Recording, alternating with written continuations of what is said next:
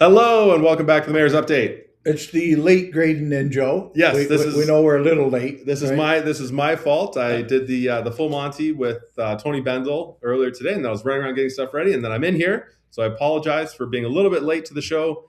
And we've got a lot of stuff to cover again tonight. So much stuff, and just some good opinion to cover tonight too. But that'll be great too. So hey, thanks for joining us. If you're on, get your questions ready because it may be a little hard to get questions in tonight. There's so much content. Yes, we have a lot to cover. We'll just, first of all, I want to thank all of you, and many hundreds of you came to the levee last Saturday morning. Wasn't that fun at the market? It was so like good. Shoulder to shoulder at the market on a winter day. And that's, we think the merchants rather liked that there's a bit of a crowd created. Those who came to join us were polite and great questions, but we answered everybody. And almost like what we do on Mayor's Update, except it was a very polite crowd. Did I just say that? Yeah. MPP Rob Black came out as well. Oh, and Andrew was there. Andrew Lawton was there too. Oh, okay, I didn't see him there. Brett was there from CTV. We did a number of different interviews and certainly a lot of great pertinent St. Thomas questions. Yeah, we think we're going to mix this into our works. I know you and I had talked about doing coffee with the mayor at the market in the summer. Yes, right. And so we think now we've done the January levy. We'll do another transparency meeting like that. Come see us. We had every counselor there on Saturday also. So if you think you're not getting your answers to St. Thomas, you didn't show. Right? There was every counselor, the mayor, and almost every department head. They were there. The city manager and most of the department heads. Aaron from the library was there. Yeah, great. He was, and he's filling in nicely too. That's great. And you wanted a question answered on Fairview, the chief engineer was there. Yeah. If you wanted a question answered on the wastewater plant, we had the experts there for all topics. Thank you very much. And so that's great to say, and we wanted to say thank you. And yes, absolutely. And speaking of wastewater, we have an amazing beehive coming out tomorrow. Oh, excellent. All about the Dalewood water reclamation. So we will now not have to be repeating ourselves. Yes. Speaking of repeating ourselves, we had a couple of comments today on our beloved social media, Facebook. You'd love it. Right? Yeah. Where someone asked a question, and I said, great, join us on Mayor's Update tonight. And then the answer can get to thousands of people. Thousands of people, and I won't have to keep answering it over and over and over again. And in fact, this question had been answered in our previous episode last week. It was on the previous episode. Somebody said that to the person who wrote it. So look, if you're looking for individual service, I'm sorry. We're 50,000 people in St. Thomas. Yeah. We can't absolutely go to everybody's door and give you an answer. We are making an attempt that's greater than most municipalities around us on transparency. Anyone else that does this. We can't find another mayor that does this type of vlog. Over 7 years now, I think. 7 years. Answer your questions. Right. But I'd like you to answer me specifically. Yeah. Okay, well, here's your answer specifically. No. Come on here and ask so that we can answer it for a whole pile of people. The question was about the cemetery. We had done a whole bit on the cemetery last week that answered most of it. It was how to contact the cemetery. Well, the cemetery is a not-for-profit charitable organization that is not run by the city. We don't run it. We don't own it. We don't do anything but help support them financially. And we've been supporting them financially for a long time. So thank you very much for that question. And we hope we've answered it. But even if indeed you need something that urgently, what have we said for people to do? If you have a customer question service, in St. Thomas, customer service, call customer service at stthomas.ca and ask them the question. What's playing at the theater? They're good enough. They're likely to look it up. Right. But it's a way easier to get a one-off or a phone number or some other way you need to reach somebody. So love it. I know. That's incredible. What else? You get questions in, you tell us, but I want to talk a little bit about ECRM. Yes. Because last week, the operations people at ECRM, and I know that group has a whole membership base that will be having a meeting shortly on this, suggesting that parts of the building are unsafe to the point where we now have to probably close the building off for a little while. I mean, people go in there and get a little bit of stuff done, but we won't be doing public events there, or they won't be doing public events there for a while. while the team comes up with a solution to the safety issues in the building, right? If you can come up with a plan that covers the safety issues, and then there'll be some fundraising to make that happen. That would be my guess. But we'll be happy to take your questions on that one and share out as much as we can. Oh, we've got Tony on the show. Hi, Tony. So I was just, hey, as Tony, I mentioned, you're tired of seeing Grayden today? It sounds like it. No. Says he's never heard of customer service. Yeah. Wow. Yeah. Right. Yeah. Tony just calls. If he's watched the show, he's heard about it. Right. He's right. And some of our friends do get through in nefarious ways to the mayor and to the councilors, but to the people out there, and it's soon going to become what we created last year, the pothole reporting mechanism. I love it. Just type into customer service where your favorite pothole is, and we'll see how quick somebody gets out there. If you go to customer service and make a suggestion or ask a question about a pothole, please also say, and the mayor would like a response too. It's just great, because then I can help rile them up about getting them done quicker. We've really improved our customer service system, and it used to be a pretty good reporting mechanism. Now it's an actual action network. It really does get to the right person, and the right things get done. If it is a city function, if it's not a city function, they may write you back and say, "Yeah, I'm sorry, that's healthcare," or whatever it might be. But for the most part, if it's a city function, we'll do our best at letting you know. And how's Fairview? I heard there were some more updates on Fairview. I'll when I drive through it and there's signal lights, I'll know it's done. That's about as far as I can go. I know Kevin made a bit of a report to council last night, where, of course, not pleased, and I'll take full blame for us giving a contract to a group that's having some real trouble doing what they said they could do. And we'll just go from there. Right? It will get done. Got a question in from Barb. Yeah. She's asking, when is that old St. Michael's School on Frisch Street going to be demolished? When the owner of the land wants it demolished. It's not a city function. It's not owned by the city at all. It's we had some conversation, I don't know, about 8 or 9 months ago, about if somebody wanted to put an apartment building there. Yeah.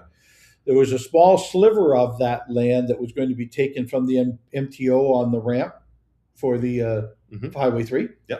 And I don't know whether that stopped them, slowed them, or what it might be. But I'll ask this week, are we still somewhat of a go? It was about a 7-story apartment building on where that school used to be, but it has sat there kind of empty as an abandoned school for a long time. As it goes now, anytime any school gets abandoned, the first group they have to offer it to the school board is the city. So had that been offered to me, to this city, we would have said, yes, we'll take it. Right. And turned it into housing, turned it into a daycare center, turned it into a number of other things. Could have been great. It just isn't ours to do anything with. And if another owner of property is involved, it's up to them to do the requests for new zoning or what will be built on it and such. Tina's saying she loves customer service. I've had a lot of success with them in different issues. Great. Well, thanks, Tina. And I think they're fantastic too, but I think there may be time where you get an answer you didn't want. I don't want you to hold that against customer service because they're telling you what they're supposed to tell you. But I think you will always get an answer. Yes. Be the easiest way to put it. Yep. All right. So council met. There was a big council meeting. You guys went on for hours last night, right? But we went on for hours. Only one meeting in January. So if we divide that by 3, it was actually a short meeting. I guess is a better way to put it, right? Let me just quickly run over some of the stuff we did. It was fairly high level stuff last night. An official plan and zoning bylaw amendment to implement the transportation master plan that came out 2 or 3 months ago. It changes widths of some streets and some other stuff. So the official plan has to match that. That was what that's about. Community planning permit bylaw for the Elm Wilson Victor area where there's been a builder doing some work on that land. Apartments are coming in, right? Hopefully. That's the plan. But we've now given it a designation of zoning primary only to that block and that builder on purpose so that we can do some things even quicker because we're We know what we want. We know what he wants. Mhm. Let's see if we can make it all happen. That's Okay. done. Neighborhood zoning bylaw. Proposed amendments on the site plan control and site plan control committee operation. We did that as part of a procedural bylaw. Mhm. We got a great report on the Homelessness Reduction Innovation Fund service agreement. We talked about that, I don't know, again, probably almost a year ago. That was phase 2 of the homelessness service agreement, where we brought in a couple of people paid for by the Mhm. federal funding for homelessness that have been helping us find pieces of land we can build on or we can make trades for to do more housing and such. The newer piece of the agreement last night was on youth homelessness protocol. Mhm. Oh, I don't know, a couple years ago, I guess. The YWCA is responsible for the youth homeless protocol, Mhm. and Youth for Christ at their facility. You have volunteers that will also be involved should that happen. Mhm. But we've just upgraded the responsibility, and now a body, a person in charge of youth homeless protocol, so that we can move faster at getting people back to housing, back to their own families, perhaps, or even to other Mhm. members of their family. A bunch of other things that can happen in this protocol, but we've put some people in charge of it now, and the YWCA does a great job of it. So thank you to Lindsey and her team over there. Mhm. We joined something that we became part of. This is the establishment of a tree trust chapter. So we now, St. Thomas now a chapter in the tree trust for privately owned mature trees. The Alora Environmental Group is who puts this on. We have more difficulty sometimes when somebody has an old stately tree on private property. Yes. The city can't touch it. It's on private property. Oftentimes we get a difference of opinion between their arborist and our arborist as to what might be done or how it should be trimmed or that type of thing. Mhm. This is helping with the relationship between private property, historical trees, big trees on private property, and us. The trust will help them get the information needed to deal with their tree. Councillor Woodkey last night gave an example of his old oak tree, and he's always wondered, should it be pruned, shouldn't it, that type of thing. Right. This will now give him an ability, because of it's a private property tree, to get better information. But remember, we became a tree city. I do remember right? that. Well, yeah. now we also have a tree trust chapter in place for St. Thomas. Is there a cost to that? If someone says, I want to contact the tree trust, they have to pay for this information? No, this is free. To join the trust is for free. Look, if you're still having an arborist come out and take a look, but getting the opinion of the tree trust, you're probably paying for your arborist. But it's just more information for you to be able to do a better job. Right. I don't know trees, right? So we talked a bit about some property tax exemptions, and we, after this budget, we really wanted to have some, and Councillor Raimo, good to have her back. Always asking great questions. Saw her out at the levy. Yes, right. All councillors were at the levy, but she was asking questions like, "What about the hospital? What taxes does it pay? It's excused taxes, and it pays a certain really deferred amount because it's a provincial not-for-profit building." Right? Same thing probably with the hospice. So it's the same thing with, as you know, many of the religious organizations, churches don't pay. So we're looking at, well, how do we sum up these exemptions? Right. Does it actually show in our budget that it would have been this, except it's a hospital, or it would have been this, except it's right? So some conversation with our treasurer as to very interesting how to best track some of this. Right. And another thing that was mentioned during the time, well, often through the year we give certain grants to certain organizations or certain people who are already tax exempt in our community. And then on that ledger, on the piece of the grants we're giving them, shouldn't what we're giving them as part of tax exemptness also be showing up as a grant? Right. No money changing hands, but showing, look, we gave this much to this organization. So there's some real conversation about that. Very interesting. Right? Are other communities doing that? Hospitals and such public buildings like that are taxed. The courthouse, for example, be another one, right? Are exempt of taxes in all communities. Mm-hmm. But I'm not sure it really comes up to a council member like Councillor Rimo saying, Mm-hmm. what do we do with not collecting that money? How do we track the not collecting of that money? Yeah. I don't think she's at all expecting us to collect taxes from the hospital. No, but it's good to know Right. what that potential if that is. was a for-profit business, yeah, a couple of $1 million in taxes a year compared to the nothing we get. Mm-hmm. So, I mean, that's a significant amount, right? Absolutely. So, okay. Great things coming up. Human Trafficking Day proclamation on February 22nd. Mm-hmm. International Long COVID Awareness Day, March 9th. And a letter received from the Kettle Creek Conservation Authority. Dun, dun, dun. And that was pretty much it, except for a very long closed meeting too, which we can't discuss till some of those become public items. Very good. Yeah. Questions from the group? All right, we got a question in from Terry. He's saying, why did you ignore recommendations of the Heritage Committee to allow the sale of heritage designated land? I expect this relates to the railway lands. Yeah, it's not heritage designated land, but all of the downtown is in a designated heritage district. So I guess indirectly that's the case. The Heritage Committee is the same as the Library Committee. It's a committee of council. And when they write a report, it comes to the council of the day to vote on. Right. Yes, no, or defer to our departments for further information. So on the case of the one you're talking about, they were saying, no, you can't do a secondary plan. Basically, we were saying we can't move forward with the railway lands. And council said, thank you, Heritage Committee, for your information. We agree with you, but we're going to move it forward to a secondary plan and deal with heritage at that time too. Right. City Council is the final vote on what happens with the committees in our community. I'm sorry if you don't agree with what we've said with the Heritage Committee, but we think we're pretty soft at the time to say, this just started yesterday and you're already trying to stop it completely.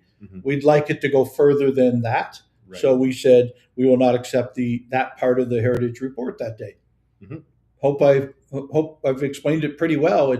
It's up to council to govern and to make fiscal decisions in our own community, and the lay members on our committees, including the members of council that are on that committee, also know that when it comes to council, we could say yes or no to the committee report. Yeah. Tony Bendel is saying, what I love about our customer service is they email you. You can keep track of any issue you have and see all the past items you sent in. I have had them call me directly and always super friendly to deal with. Yeah, and Tony, I'll tell you, I've done the opposite way of that, where I get an issue from somebody on email or on Facebook saying, I've called 15 times and customer service hasn't dealt with my problem. Right. So I immediately message customer service and say 21, Asshat Street. Yeah. They say there's 20 complaints on file. Yeah. No, none, or one last February or whatever. And so that's what we talked about. Let's just follow up. Customer service needs to have you call in or email so they can create a document that shows real need within the community to affect change. Right. So if you're not making those calls, even if you felt like you called 20 times, but you only called twice, that's not the same. Right. So we need those numbers. Yeah. Dale Cummings is saying, is the city going to inspect the building on Talbot Street that closed Talbot Street this weekend? The bricks look like they're ready to come down. Of course, we've already done it. Whenever there's an issue where we've got to close a sidewalk or whatever else. Over the weekend, it was closed. Right. Yeah. We've already sent out property standards and our building people to make sure this is loose stuff falling off the building, or it's an actual decay of the building. And I recognize it's probably still ongoing. But yes, of course, that's our job. That's what we do. But not me. Not you. You didn't go out there on the weekend? I did not go in and look at the building. But I know that our building people have. Yeah. Property standards for sure. Steve Peters is replying to Dale Cummings, and he's saying it's the Metcalf block and was built in 1854. It's one of our oldest areas. No, it is. Within the city. It is. And some siding and stuff is coming off. And I, as I said, I've not been down there, but I've been in conversation with the city manager about it. And so, right. Doug Exner saying, are either of you two, I'm assuming it means us, Elgin County Railway Museum ECMR volunteers? And why have you not joined any of the meetings about fixing and saving the building and the future of the museum? I have. Well, I have. You have. Yeah. My time as a member of parliament, I delivered grants for that building to help with safety and the set up the retail shop. And look, I've been involved in the railway from the queso station purchase and remodel and the ECRM through my time as a member of parliament. I don't think I've ever been a member. I'm not a volunteer member. Right. I don't think, but I'm just saying, I don't think you can question our help volunteering with the management, the thought process of any of the railway assets in our community. I think that those assets are very important, and any way we can support that, either by sharing their events to help support raising of funds, or connecting them with other places where grants may be available. And the Rolodex runs deep, but it does take a group with a plan and a costed plan, and we can go out and try and raise the money to make that happen. Molly is saying, what did the letter say? Do you know what that's in reference to? I'm not sure what that's in reference to. You mean the ECRM letter that said, look, it's unsafe, so we can't be open? Is that? Maybe that's what I hope they're referencing. It's on social media all over the place. Take a look. I can't quote it verbatim, and I do not have it in front of me. And Tony Porter is saying there are 2 heritage designations on the property. Great. That's great. I'm not aware. Right. And neither have been violated at any point yet. So, I mean, the fact that we're doing a study on what to do with that land, that building, and the surrounding privately owned properties, including all of them, including small pieces that the city did own. I think that's appropriate that cities do that type of research rather than just say, just leave it alone. Yeah. Right? No, that's not our job. Our job is to look for ways we can improve our community or make our community safer or make it even a greater historic site. Absolutely. So let us look into it. Molly's saying, when will the secondary plan finally be released? No, it's not. The city is leading the secondary plan piece, our planning department. They take some time, but the landowners involved in the block that will become covered by the secondary plan have a lot to do with it, including some of the paying for the plan, right? So, and some have just not responded to requests to be involved. And so that's what we get. We'll take that sometime as I don't want to be involved, and we'll let the others make the decisions on their behalf. Look, we never said this would be fast. We always said, I think I've used the term 3 or 4 times, we're going to touch this thing about 100 times before we get to what might happen on what we're calling that area, the railway lands, but it's more than that now.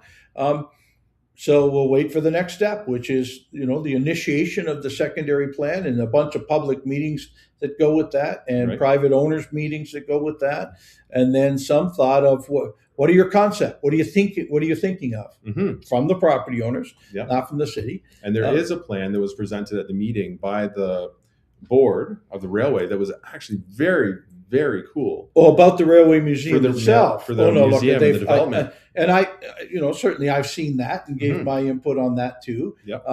But that's just what's happening with one privately owned section of the larger area. Yeah. Tony's saying, are you sleeping in your car again for coldest night of the year? I'm doing my first walk for this and hoping I can get them many to sponsor me for this. And that's certainly great fundraiser. Coldest night of the year from the Youth for Christ or the youth group is an annual event, and it usually is quite cold, and it's a walk.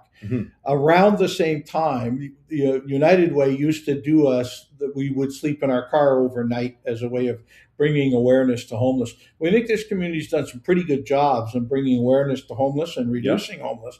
And so, no, that event hasn't taken place over the last couple of years. But we used to actually raise some pretty good funds on that, right? Yeah. I won't say there was too much sleeping that took place in that car that night. Oh, my goodness. And that was a United Way fundraiser. It was a United Way piece. And that's where my involvement came, was from my past with the United Way. And it started off, I think, Tim Smart and myself were the two that slept outside the first night the first year of it. By the time we were done, there was maybe 20 cars in the parking lot on the night of staying overnight. Right. So yeah, it was a great fundraiser. I remember I would go and they're having breakfast over at a breakfast place. It's not there anymore.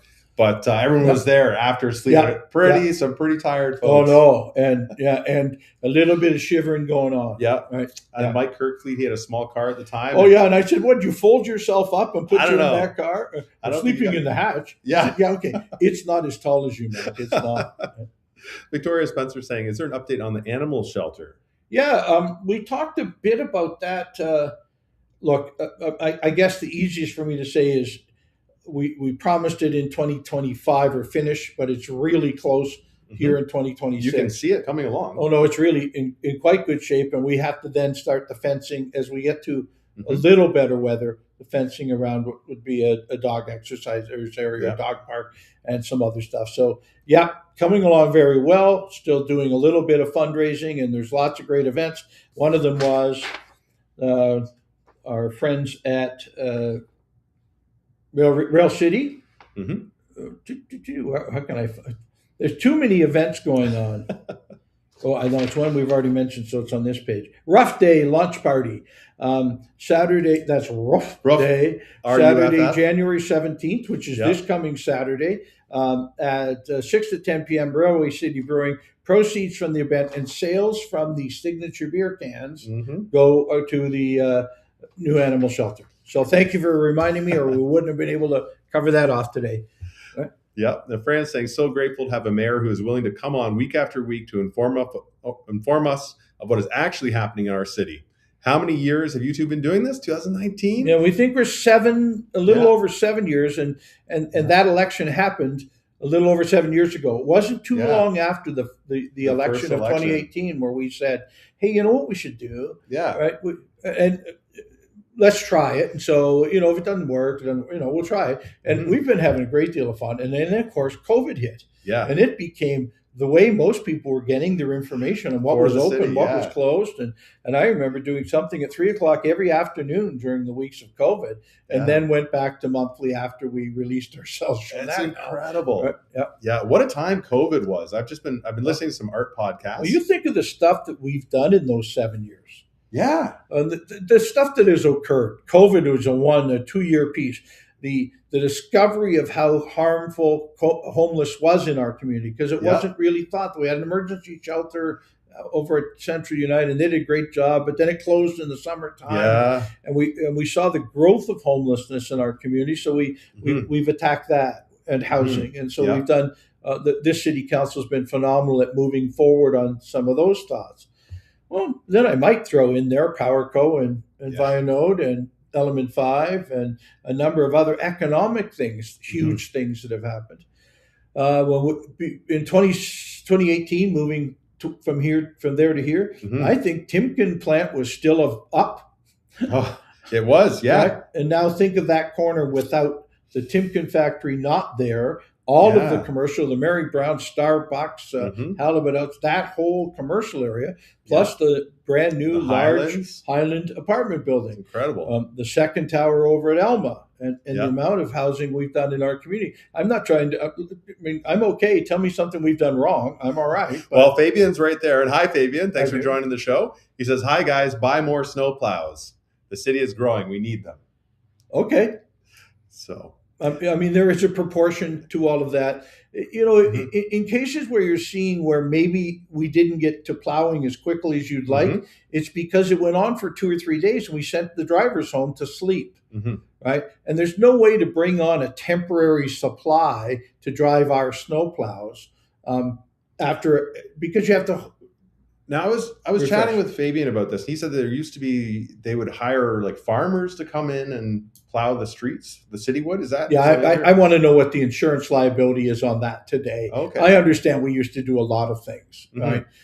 We did used to do a lot of things. Right. And I'm not certain any of them would pass through our insurance today or the liability piece or even our police service as to whether that's legal, right? So I get it. But as we grow, we'll make sure we continue to have the right size, the right number of plows and sidewalk plows running in our and recognize that Parks and Rec also does some of that plowing too on trails. Right. Jeff is saying, thank you, Grayden and Joe, for doing these mayor's updates every week. Extremely informative. Thank you, Jeff, and thanks for all you do to help keep people informed. Yeah, and not just informed, Jeff, because I said nicely to our city manager today, isn't it nice to see Jeff jump in every so often just to change the facts, to talk about what's factually correct and not factually correct on some social media. I choose not to do that very often unless it's a blatant lie about myself, because I know I've got Mayor's Update where I can correct it. And so the ones we had today about the cemetery and I want an answer right this minute. Yeah, well, thank you, Millennium. You're not getting it right this minute. We're going to keep our process going the way we're going, and we'll continue to talk about the good, the bad, and the ugly here on Mayor's Update. Yeah, and the value is you learn of other things as well. So you come in for the one thing. Oh, no. Hey, geez, I learned all about snowplows, about Timken, And you've got a recreation master plan over there.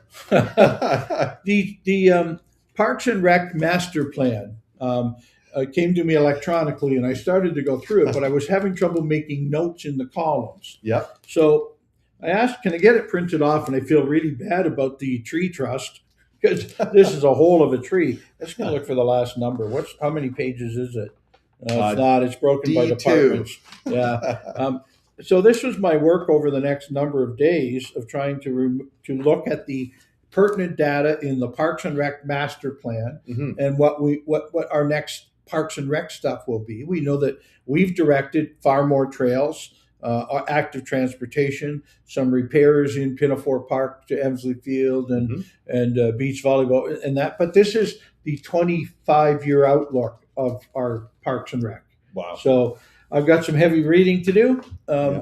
Get the magnifying glass out because it's small print, but I'm ready for it. Yeah. Okay. That's exciting. Molly is asking if Doug Terry Limited is paying for a lot of the plan. I'm assuming she's referring to secondary plan, and Boost Fields, who work for the secondary plan. I'm not sure. Boost Field is a planning organization that does very good work on secondary plans that has been hired to be part of the process. And I believe Doug is picking up their bill too. We really would like some more of the property owners also contributing to the secondary plan. They will benefit from it, from what's happening. Yeah. But so if you're a property owner in the secondary plan and want to be heavily involved and perhaps even pay for part of it, give us a call. We're happy to take you through the whole process and why it needs to be that way. Very good. Beth Beecroft is sharing the link to inform everyone of the Parks and Rec Aquatic Center feasibility study that's available on the city website. So you can have your say there, and there's a link. Thanks for sharing that, Beth. Yeah. Rob is saying, Joe, may I remind you, City Council did remove the heritage designation on the portion of the railway lands Doug Terry purchased. I don't believe we've removed any designation. We've just said no to the committee's report. Okay. Right. So the designation, certainly the DDB designation on heritage, and that's in that square, certainly still in place. I mean, there'll still have to be involvement from the Heritage Committee about the secondary plan, but let's let them make a recommendation based on what's happening on the redevelopment of the land, rather than, no, we just don't want it. Right. Okay. And no offense to anybody on that. We said it when we said no to the committee report. This is just way too early in the process. Right. Brianna is asking about the West Ave Cemetery and what the future holds for that. Well, it's a pretty grave situation. Sorry, don't mean to be funny. But for 20 years, this community's been helping out a charity. It is not a not-for-profit, a charitable organization called the St. Thomas Cemetery Corporation. Now they run West Ave and they run in Central Elgin. Yeah, Southdale. Right? Yeah, and we've been giving them on average about $50,000 a year in additional funding to run the cemetery. Now the Cemetery Act says that cemeteries, and we covered this last week, so it's this is great. Please share it again. Now share it with your friends. That they are to, as they do the function of a cemetery, sell a plot, dig a plot, bury someone.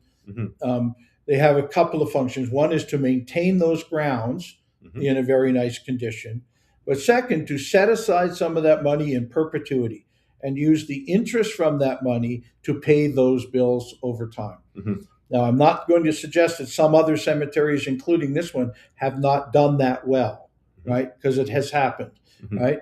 Then they have an opportunity, if they do not believe they can move forward, to ask for abandonment. They have to take it to a superior court judge and say, we want to abandon this, right?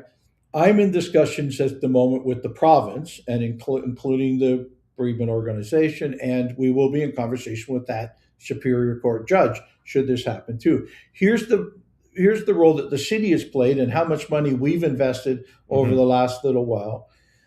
We're asking that if an abandonment takes place, that the financial responsibility doesn't just fall back on the city, that the province plays a role in it too, or some other way.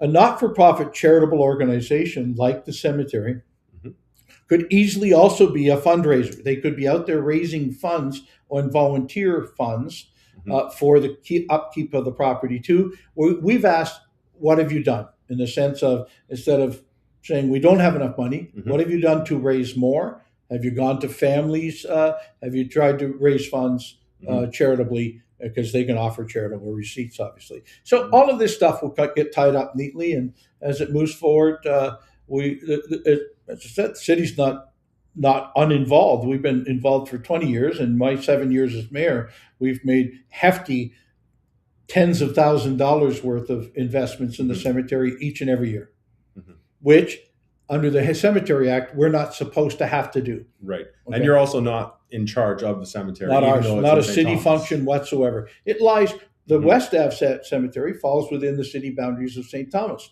But the St. Thomas Cemetery Corporation also has a cemetery in Central Elgin, who, by my understanding, in the last number of years has not given them anything. So we'll just have to work together with our neighbors and see how we can make this work.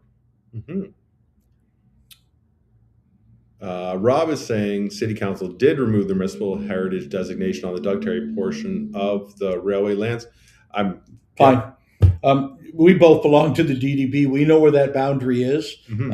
Say what you will. I'll believe one thing, you believe another. It makes no difference to us going forward with a plan, right? It will still have to come back on a zoning change for that piece of land at some point in the future anyway. So let's just work together instead of, I'd like to fix the problem rather than fix blame. Yeah. But fine, I removed the designation. Personally, thought about it in the middle of the night and said, let's do it. Because I know I didn't, but I guess if you want it said, we'll just say it that way. Yeah. So Barb's saying, can the city engage a group or community service or hire street cleanup on Talbot now that snow has melted? It is scary to go down sections of Talbot. Yes, we have this really neat volunteer cleanup system on Talbot Street. It's called Business Owners. And if there's something out in front of your store, go on out and clean it up. If there's something out behind your store, it's okay if you go out and clean it up. We will, as soon as, not as middle of January-ish, there'll be another team back on.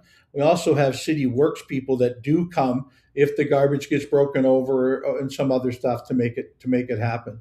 But as a business owner in this community, I have staff out every morning before light to make sure the litter that was left on our business's property is cleaned up before customers see it. And I would love that all business owners to believe in their business in the same way. And please help, and also building owners. Not all businesses here. Some of them are buildings.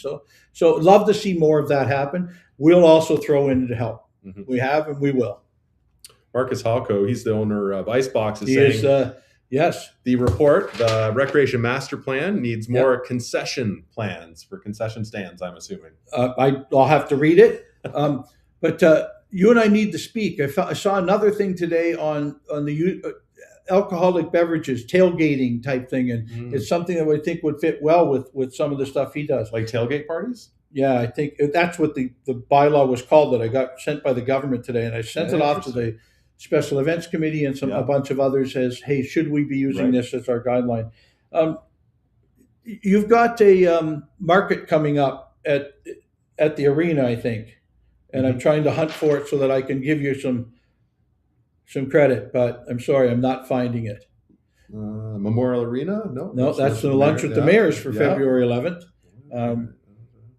Anyway, Hammerlock Wrestling. National Hot Chocolate Day? Yes, National Hot Chocolate Day and mini market at the Joe Thornton Community Center. Yeah. I hope you have a part to do with that, but you doing mini markets and other things, I thought you did. So, Fran saying, Rick would like to know if you two would start a sitcom. And you know what, Fran? I was just thinking about doing like a St. Thomas sitcom the other day. Yeah. I would love to do that. Yeah. Honestly, you know, I have an acting background, as do you. If I and could I have a bit together, of a comedy background, I think we should do it because you know, I will tell you that some of the stories from Mayor's Update or social media here in this community, I've used as part of comedy routines, and I will. And so then the person said, I here's my one joke. What is the definition of a millisecond? I don't know. What is? The time it takes from when the first flake of snow falls in St. Thomas till the first person goes on St. Thomas is happening and says, where are the snow plows? Wait. Yeah, thanks. We love it, Fran. You know, and then we'll have to have, you know, you can have a walk on. Oh, it's Fran from Caps Off. What's happening in your area this week? Fran has an event, the outdoor market. No, that was that one. There is a winter patio party, January 31st. January 31st? At Caps Off Brewing. Wear your best snowsuit to win a prize. And I think that got rescheduled because it was a nasty day. Okay, January 31st. January 31st. So we're all set now. Okay. Caps Off, January 31st. I'll be there. I don't have a snowsuit, Fran. I have parts of snow attire. So I'll be wearing something. Yep. Honestly, guess it only makes sense that the mayor wears something to an outdoor party. I think, especially at that time of year. Yep. Molly's asking if DTL is effectively paying to create the legislation on the land they own in the Heritage District. I don't know what you mean by that. Not sure. Okay. I mean, you know, if you're suggesting because an owner of a property and the other owners of the property in a designated area of a secondary plan have to give their input, that somehow is giving them advantage, I sure as hell hope it does. Mm-hmm. You know, if you're the owner of a property in this community, we'd like your input on what you want to do with your land. I think that makes sense. As a business owner in this community, I sure don't want somebody else tell me what I should do with my building or my land. So I'd love to at least have input. That's what this secondary plan is the gathering of a pile of input, but especially also from the building and the landowners. Mm-hmm. Another question in from Molly in relation to that is, she's asking, what does the conservation letter the city received that you mentioned say? What does the city and the Ministry of Labor say about the closure of ECRM beyond the PR statement released by the body being investigated? First of all, the conservation letter was from the Kettle Creek Conservation Authority saying thank you to all that joined in with us on the changes the province is looking at, and the search for new information on how to better run conservation authorities or not in our area. That's one question. Second one is what?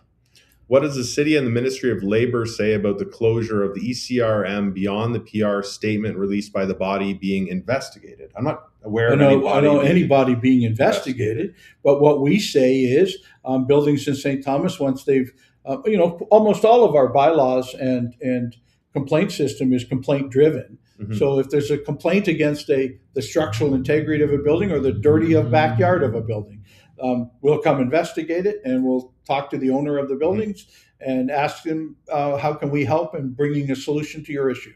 Mm-hmm. Right? We don't want to see any building in town not operating. Yeah. Right. And since it's dead winter at the ECRM, we know how cold that is. So I'm not saying any time's a good time to have bad news, but if this helps us come up with a plan to better make the building safe, then of course the city inspectors would be involved. Mm-hmm. Of course. Makes sense.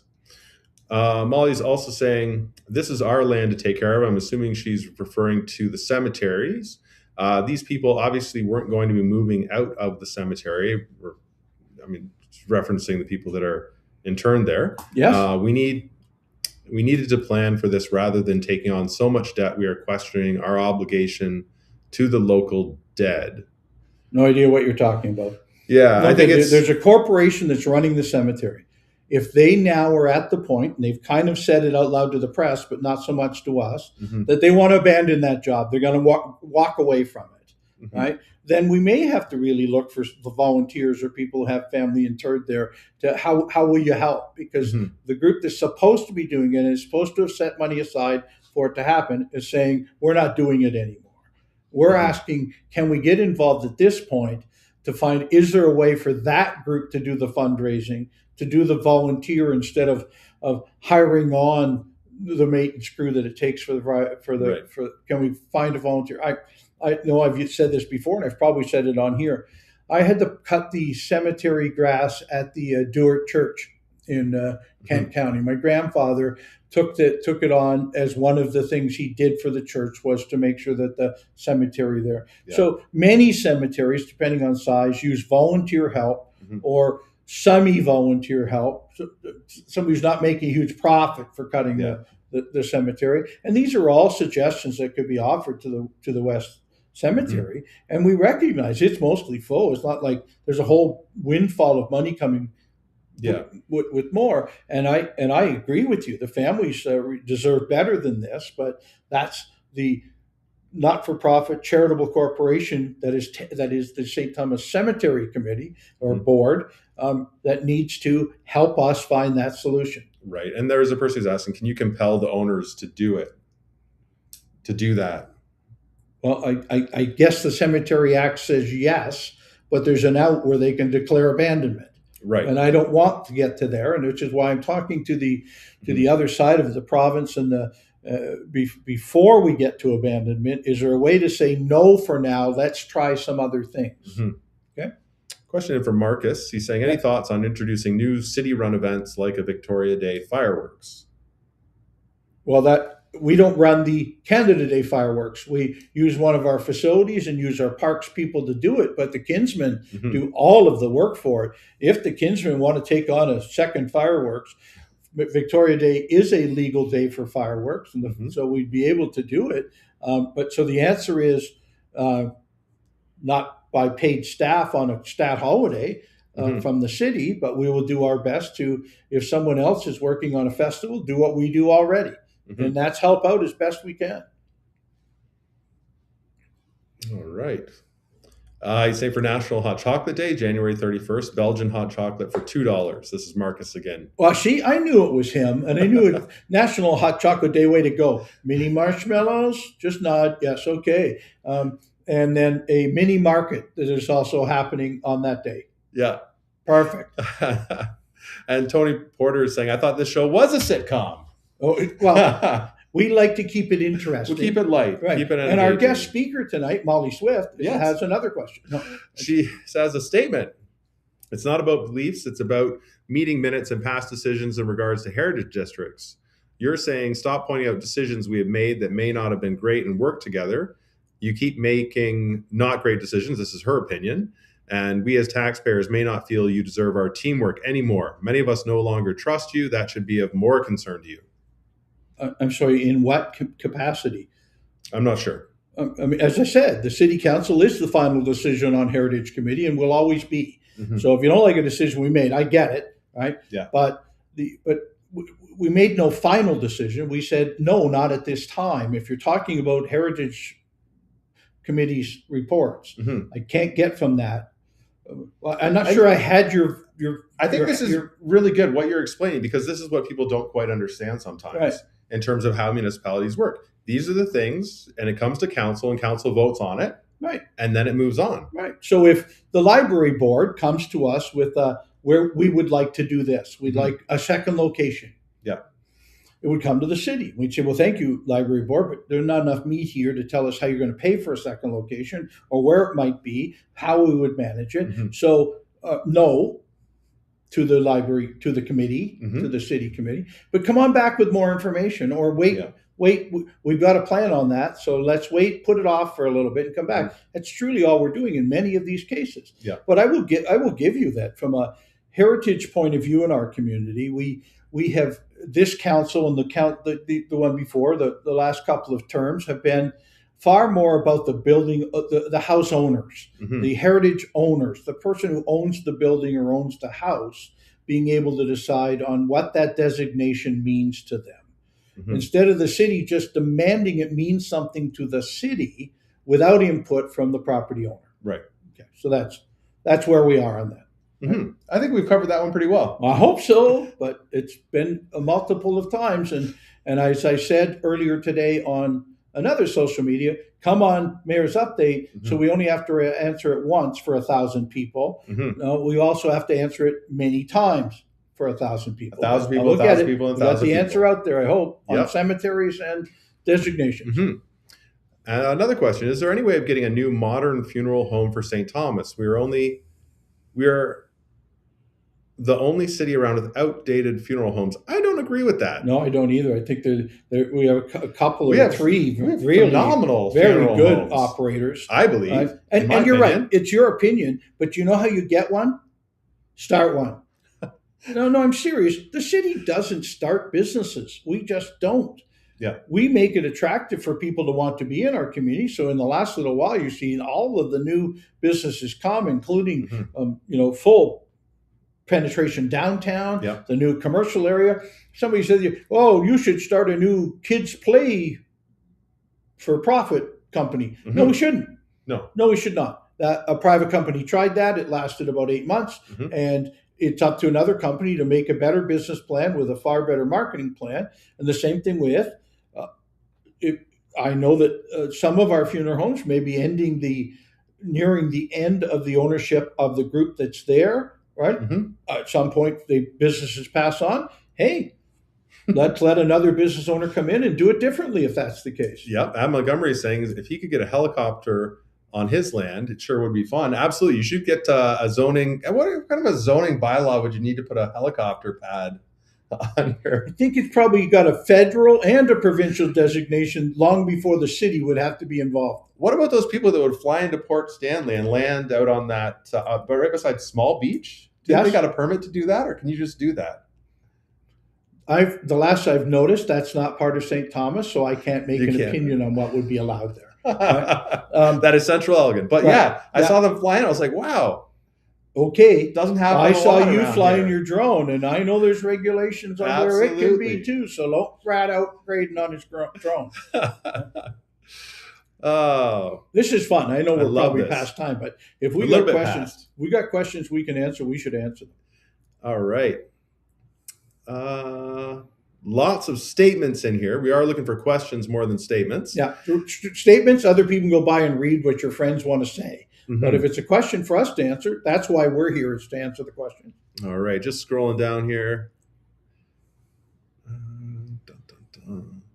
So fill your boots and tell all your friends you made a statement. They can come read what you said. Okay. All right. I think that's, lots of statements in there. No direct questions. Okay. If there was any questions in any of that, we'll try and pick them up for next week. We've answered the ones that came up in the middle of this week on this one already. So I think we've covered in broad strokes the burning questions. I think we've done a disservice to some of our events. Yes, we haven't even covered all of our events. But we find with the city council, we got that covered. 2 or 3 big things happening in town. And again, thank you for all that came out in person to talk to council and the mayor at the levy last week. Right, it gives you a transparency opportunity that is not available anywhere else in any community that I know of. So happy to do it. Yeah. Well, Joe, thanks again for this week. This was a big one. Yeah, this was fun. Great. And next week, we've got Elgin Hospice. Are we at the hospice? We're at the hospice. Oh, excellent. Week. Great. So we'll have to be a little bit quieter. And maybe our sitcom has to go away just a little. Maybe a touch. No, okay. But maybe not. I don't know. There could be a lot. Right. You're just gonna have to tune in and find out. But we're very excited to go and shine a light. Take it on the road again. Yeah, we're gonna take it on the road. We're gonna shine a light on all the amazing work they do there, because that's what we love to do. No, is share all the great things in the community. Not many people have certainly been in the hospice or heard or seen it. So in fact, we can get there and show that off. Lots of great stuff in our communities. I know there's some people that are singularly focused on one thoughts in their mind or 2 or 3 big things they think the city should have, but we try and put as many things in the city as we can and share them with you. Yeah, and the city donated that land to Elgin Hospice, one of the greatest locations. Well, it's a beautiful, overlooking Waterworks Park. Yeah, beautiful spot for it. So tune in next week. We'll see you there. Thanks again, Joe. Already. Thanks to our viewers. Thanks to our sponsors.